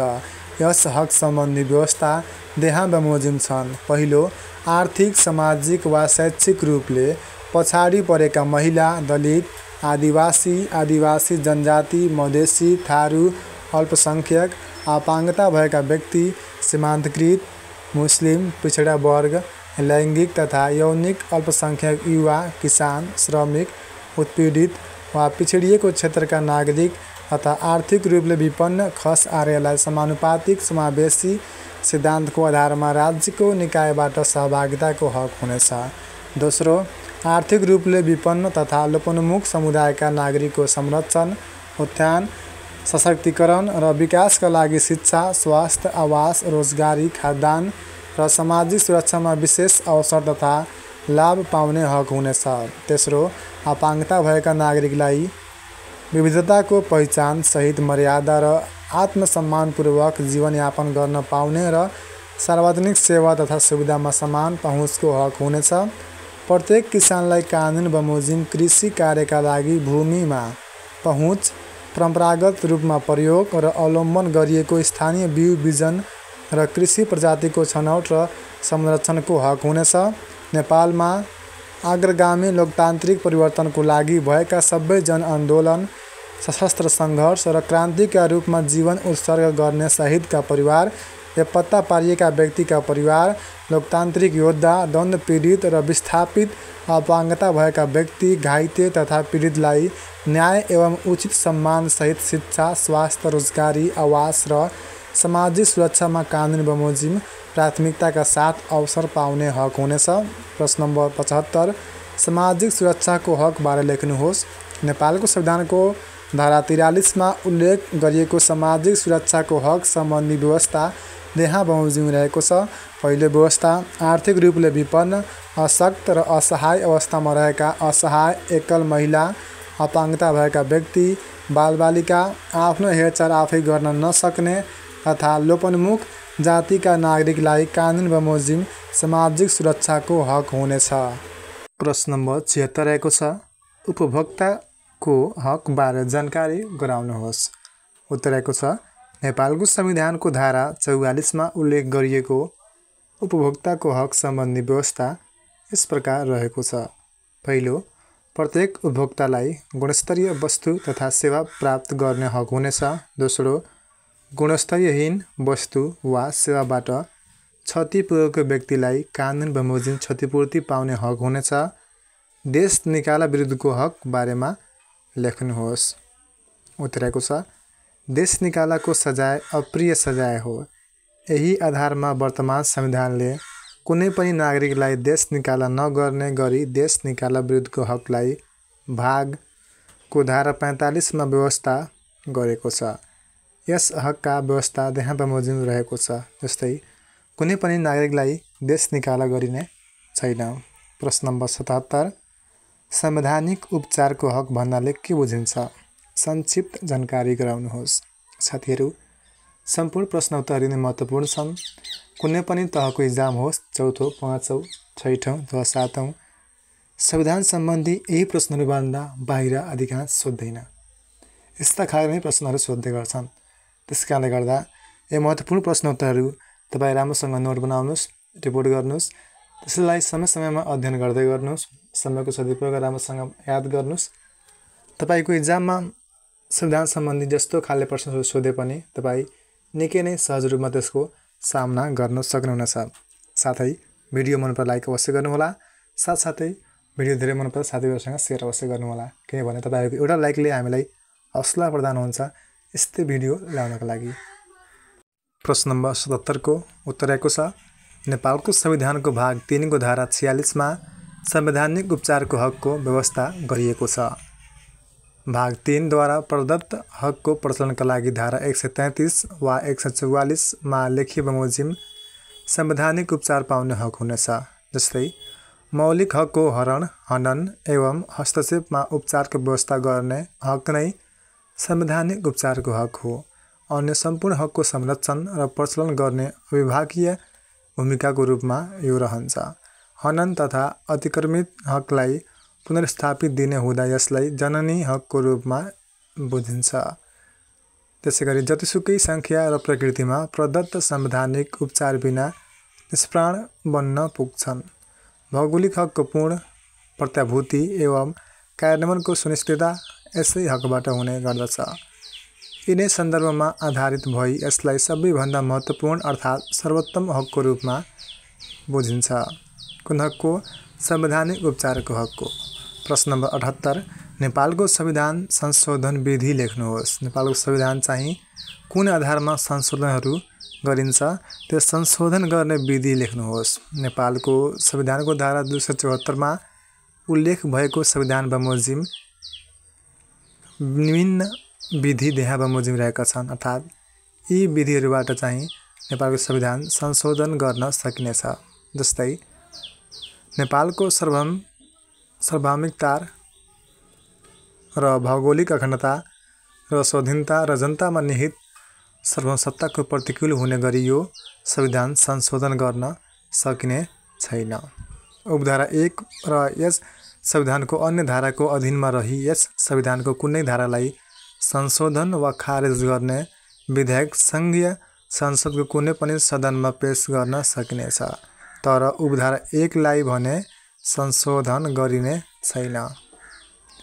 उपधारा 2 बमोजिम पेश भएको विधेयक सम्बन्धी सदनमा प्रस्तुत भएको 30 दिनभित्र सर्वसाधारण जनताको जानकारीको लागि सार्वजनिक रूपमा प्रकाशन गर्नुपर्नेछ। उपधारा 2 बमोजिम पेश भएको विधेयक कुनै प्रदेशको सिमाना परिवर्तन वा अनुसूची 6 मा उल्लेखित विषयसँग सम्बन्धित भएमा त्यस्तो विधेयक सङ्घीय संसदमा प्रस्तुत भएको 30 दिनभित्र सम्बन्धित सदनको सभामुख वा अध्यक्षले सहमतिका लागि प्रदेश सभामा पठाउनु पर्नेछ। उपधारा 4 मा अर्थात् उपधारा 4 बमोजिम पठाइएको विधेयक 3 महिनाभित्र सम्बन्धित प्रदेश सभाका तत्काल कायम रहेका सम्पूर्ण सदस्यहरूको बहुमतबाट स्वीकृत वा अस्वीकृत गरी त्यसको जानकारी सङ्घीय संसदमा पठाउनु पर्नेछ। तर कुनै प्रदेश सभा कायम नरहेको अवस्थामा त्यस्तो प्रदेश सभा गठन भई त्यसको पहिलो बैठक बसेको मितिले 3 महिनाभित्र स्वीकृत वा अस्वीकृत गरी पठाउनु पर्नेछ। कहाँ त? संसदमा। उपधारा 5 बमोजिमको अवधिभित्र त्यस्तो विधेयक स्वीकृत वा अस्वीकृत भएको जानकारी नदिएमा सङ्घीय संसदले विधेयक उत्पत्ति भएको सदनले त्यस्तो विधेयक उपरको कारबाही अगाडि बढाउन बाधा पर्ने छैन। सम्बन्धित सदनलाई दिएमा त्यस्तो विधेयक निष्क्रिय हुनेछ। प्रश्न नम्बर 79 नागरिकका कर्तव्यहरूका बारेमा लेख्नुहोस्। उत्तर रहेको छ नेपालको संविधानको धारा 48 मा उल्लेख गरिए अनुसार प्रत्येक नागरिकका कर्तव्य देहा बमोजिम हुनेछन्। त्यस्तै राष्ट्रपति निष्ठावान हुँदै नेपालको राष्ट्रियता, सार्वभौमसत्ता र अखण्डताको रक्षा गर्नु, संविधान र कानुनको पालना गर्नु, राज्यले चाहेका बखत अनिवार्य सेवा गर्नु, सार्वजनिक सम्पत्तिको सुरक्षा र संरक्षण गर्नु। र सम्पूर्ण विद्यार्थी भाइ बहिनीहरूले भिडियो अन्त्यसम्म हेरेर साथ दिनुभएकोमा तपाईँ सम्पूर्णलाई हार्दिक धन्यवाद। आजको भिडियोले आशा र विश्वास राखेका छौँ कि तपाईँहरूको लोकसेवाको तयारीमा निकै नै महत्त्वपूर्ण सहयोग प्रदान गर्नेछ, जसको माध्यमबाट तपाईँहरू निकै नै सफल अङ्क प्राप्त गर्न सक्नुहुनेछ। हवस्, thanks a lot for watching this video and